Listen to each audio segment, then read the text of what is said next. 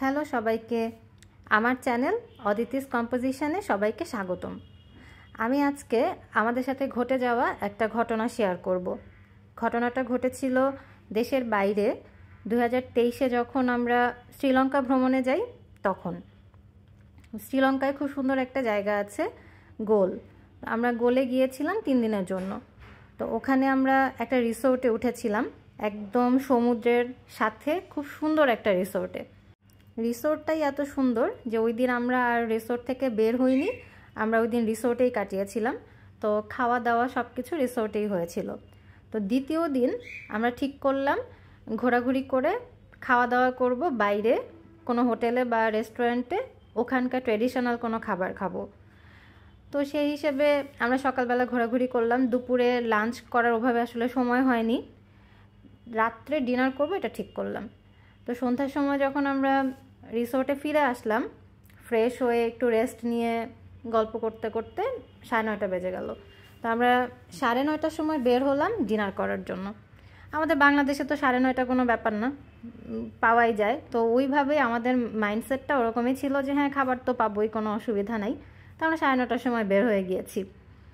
কিন্তু বের হওয়ার পরে দেখলাম যে আমাদের রিসোর্টের পাশে দুটো কনফেকশনারি দোকান ছিল, ওই দুটো খোলা ছিল, বাট আর সমস্ত দোকান বন্ধ হয়ে গেছে। আমরা মেইন রাস্তা ধরে সামনে হাঁটতে শুরু করলাম, যে কোনো হোটেল বা রেস্টুরেন্ট পেলে ওখানেই আমরা আমাদের ডিনার করব। হাঁটতে হাঁটতে বেশ কিছুটা দূরে চলে আসলাম, পুরো রাস্তা অন্ধকার, কোনো লাইট নাই। তখন শ্রীলঙ্কায় সম্ভবত ইকোনমিক্যাল ক্রাইসিস চলছিল, তাই ওরা এনার্জি সেভ করছিল হয়তোবা। রাস্তায় কোনো লাইট নাই, আশেপাশেও কোনো লাইট নাই, গাড়ির আলোতে যতটুকু দেখা যায়।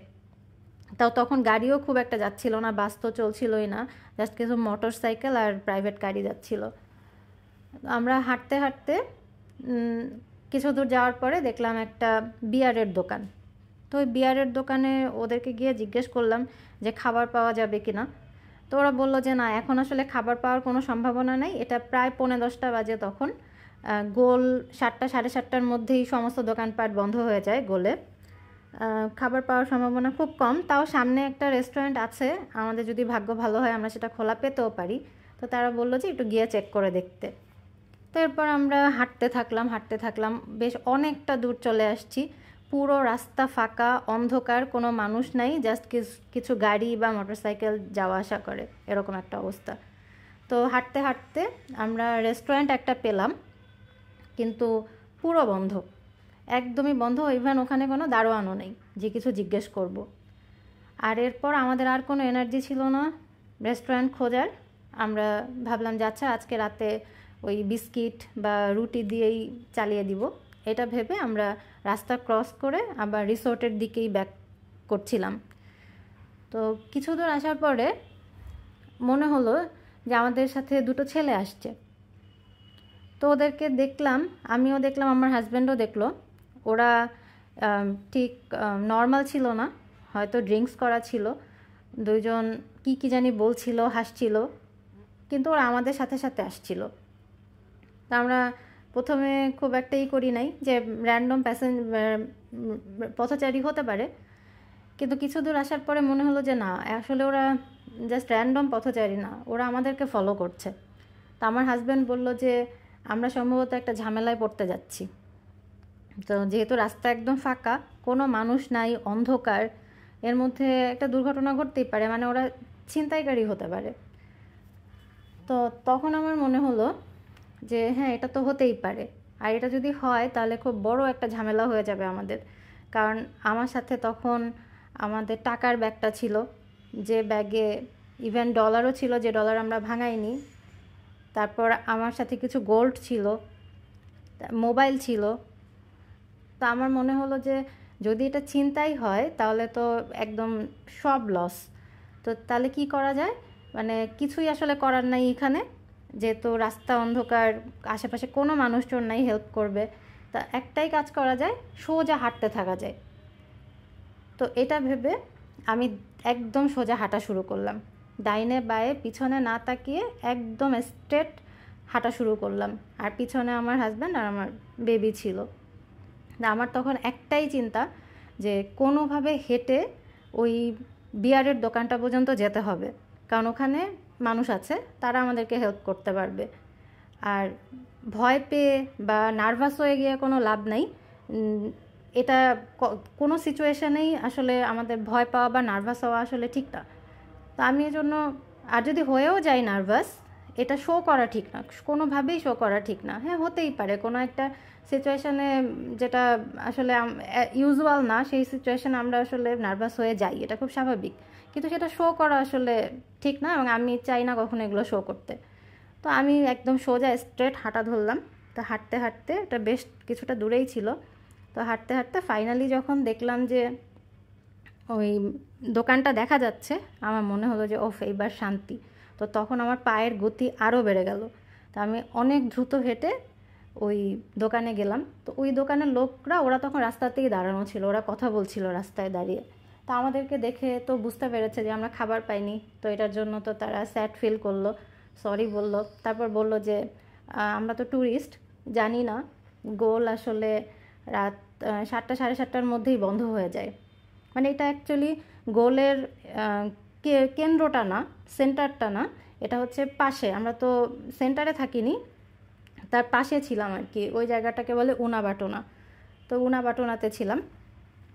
তো এরপরে ওরা নয় আমাদেরকে বললো যে এরপরের থেকে সবসময় খাবার নিতে হবে 7টার মধ্যে, নিয়ে যেতে হবে অথবা খেতে হবে এসে। তো আমরা ওনাদের সাথে কথা বলে ওনাদেরকে থ্যাঙ্কস দিয়ে চলে আসলাম। আর ওইদিকে ওই ছেলে দুটোকে দেখলাম, ওরা উল্টা পাশে, মানে উল্টা দিকে হেঁটে চলে যাচ্ছে। তখনই আমরা একদম কনফার্ম হয়ে গেলাম যে ওদের আসলে অন্য উদ্দেশ্য ছিল। ওরা আমাদেরকে ওভাবে ধরতে পারেনি, ধরতে পারলে ওরা ছিনতাই করতো। তো যাই হোক, ওই লোকগুলোকে আমরা আর এইগুলো বলি নাই, এগুলো বলে তো আসলে কোনো লাভ নেই। তো তারপর চলে আসলাম। আস্তে আস্তে একটা গলির মধ্যে একটা খাবারের দোকান পেয়েছিলাম, ছোট্ট একটা দোকান, একদম মানে ওয়েল অর্গানাইজড না। ওখানে হচ্ছে মা আর ছেলে দুজন মিলে ওই দোকানটা চালায়।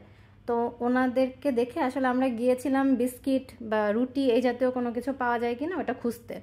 তো যখন ওনারা শুনলো যে আমরা ট্যুরিস্ট, খাবার খুঁজতে বের হয়েছিলাম কিন্তু কোনো খাবার পাচ্ছিলাম না, তখন উনি বললো যে একটু অপেক্ষা করলে ওনার মা আমাদেরকে খাবার বানিয়ে দিতে পারবে। তো তখন আমরা ওনার দোকানে অপেক্ষা করলাম। ওখানে কুকুর ছিল, বিড়াল ছিল, তারা পালতো, তো ওগুলোর সাথে আমরা একটু ভালোই সময় কাটালাম। এর মধ্যে ওনার মা আমাদের জন্য ওখানকার ফ্রাইড রাইস, ওদের ফ্রাইড রাইসটা একটু ডিফারেন্ট, তো ওই ফ্রাইড রাইসটা আর সাথে চিলি চিকেন বানিয়ে দিল। তো ওইটা নিয়ে আমরা হচ্ছে রিসোর্টে ফিরে আসলাম। তো এটা ছিল আমাদের জন্য অনেক বড় একটা শিক্ষা। আমরা তো বাংলাদেশেও মনে হয় এরকম হুটহাট রাত্রেবেলা সবসময় বের হয়ে যাই না। আর দেশের বাইরে ভেবেছিলাম যে সেফ হবে, কিন্তু আসলে সবসময় সব জায়গায় সেফ হয় না। ফ্যামিলি নিয়ে অথবা একা একা রাত হয়ে গেলে পর বের না হওয়াই ভালো। আর বিশেষ করে একটু যদি কোনো দামি জিনিসপত্র থাকে সাথে, সেগুলো তো নিয়ে যাওয়া একদমই উচিত না। তো এটা দিয়েই আমরা বুঝলাম যে বাংলাদেশে আমরা সবসময় বলি যে আমরা বাংলাদেশে সেফ না, আসলে কোথাওই মনে হয় সেফ না।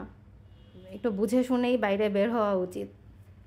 আর যে সিচুয়েশান যেমনই হোক না কেন, সবসময় মাথা ঠান্ডা রাখতে হয়। চিৎকার চেঁচামেচি করে বা যেটা করে আমি আসলে কিছু করে উঠতে পারবো না, ওরকম কোনো কাজ না করাই বেটার। তার চেয়ে বরং যে কাজটা করলে হেল্প হতে পারে সেরকম কাজই করা উচিত। আর এখানে ইমোশনাল হওয়ার কোনো ব্যাপার নাই, খুবই যুক্তি দিয়ে লজিক্যালি যে কাজটা করলে আমি বিপদ থেকে বেরোতে পারবো সেটাই করা উচিত। তো এটা আমাদের জন্য একটা অনেক বড় লেসন ছিল, পেয়েছি, এবং এই ঘটনাটা আমরা কখনোই ভুলবো না। এই ছিল শ্রীলঙ্কায় আমাদের একটা অভিজ্ঞতা। ভিডিওটা দেখার জন্য ধন্যবাদ। আর আমার চ্যানেলটা যদি সাবস্ক্রাইব করে না থাকেন তাহলে প্লিজ সাবস্ক্রাইব করে দিবেন। ধন্যবাদ।